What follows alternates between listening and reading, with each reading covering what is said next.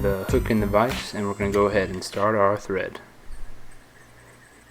We're just putting down a little short layer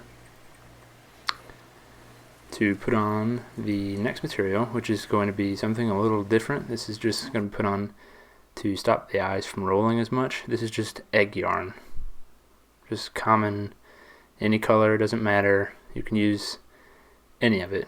This is just some egg yarn.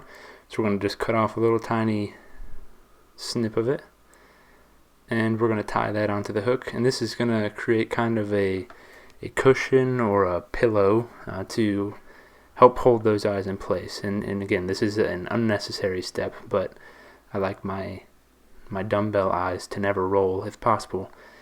So just put it in, snip it on the tip there, and we are going to fold that back and go ahead and tie that down.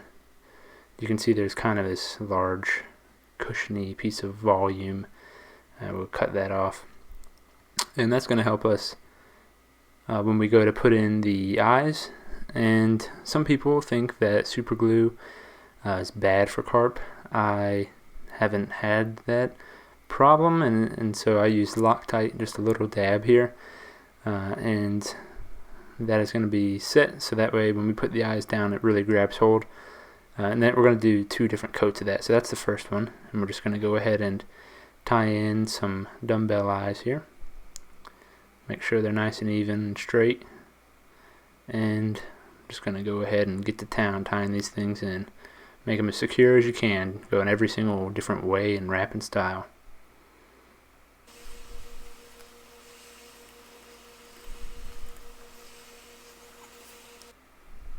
Alright, time for that second coat of super glue, or this is Loctite, so just apply that right between the eyes there, and then I'm going to go ahead and wrap a bunch more.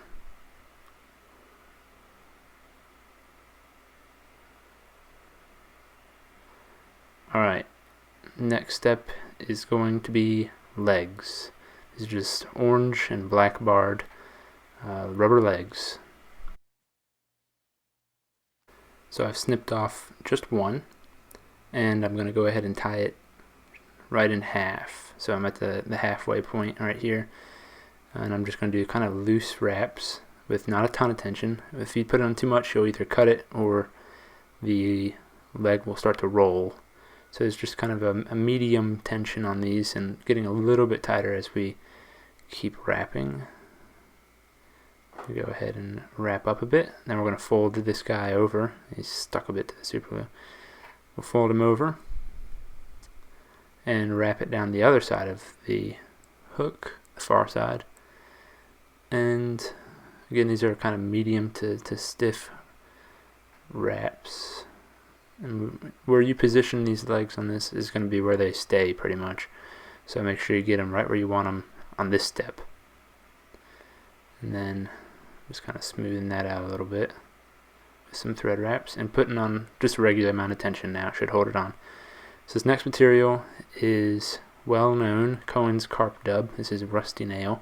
This is basically just really long fibers with a bit of black rubber legs in this case. And most times I split the thread and put this inside it or do a dubbing loop. But since this fly is so tiny, I'm just going to go ahead and do a little bit of a dubbed body.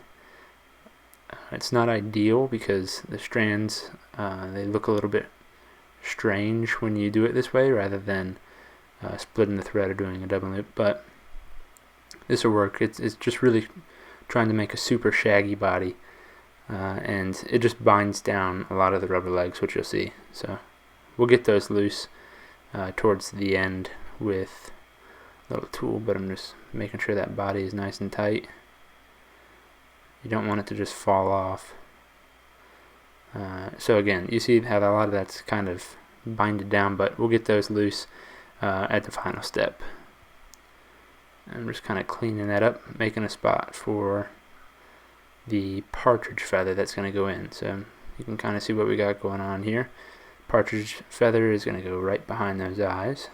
And the feather that we're looking for closer to the neck is smaller feathers, so we're looking for some of these that are more on the rump section, that are longer and brown, so you can see kind of where that is. And I have selected one feather. Going to spread it out. You can see it's pretty big. It's pretty wide, and as opposed to some of the neck feathers. This is one of the bigger ones. So we're going to create a tie-in point.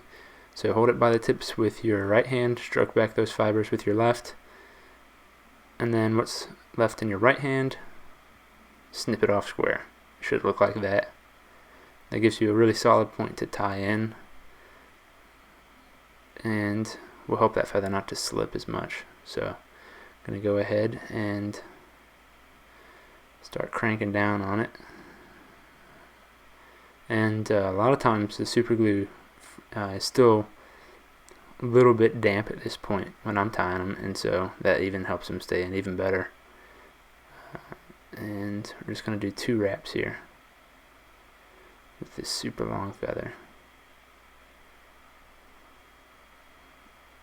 Alright, now I'm going to tie this off. Make sure it's all clean and nice. If you kind of hold it back a bit against the eyes, you can kind of see the stem, and that's what you're trying to secure really well. We don't want to trap a lot of the additional fibers, we're just looking for that stem. So I have got the stem once, and then twice. Do it once more, pretty tight, and then we can cut that off. So we'll hold it back and snip it, and you're good to go. And we're just going to kind of take off all those fibers that I snipped, and then do another section of dubbing for the head.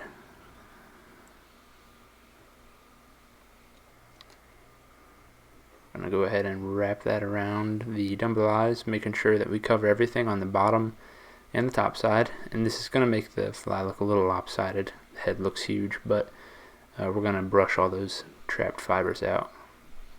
So this is the almost finished product. Go ahead and whip finish, and I like whip finishing twice, and just to make sure it's secured. And this is called Carp Crack, the fly is, but I've caught a lot more than just carp on it. I've used it saltwater, I've caught a lot of smallmouth on it, I've even caught trout on it before. So it does it all, kind of looks like a crawdad. But here's the final step: brush out those fibers, and you're good to go.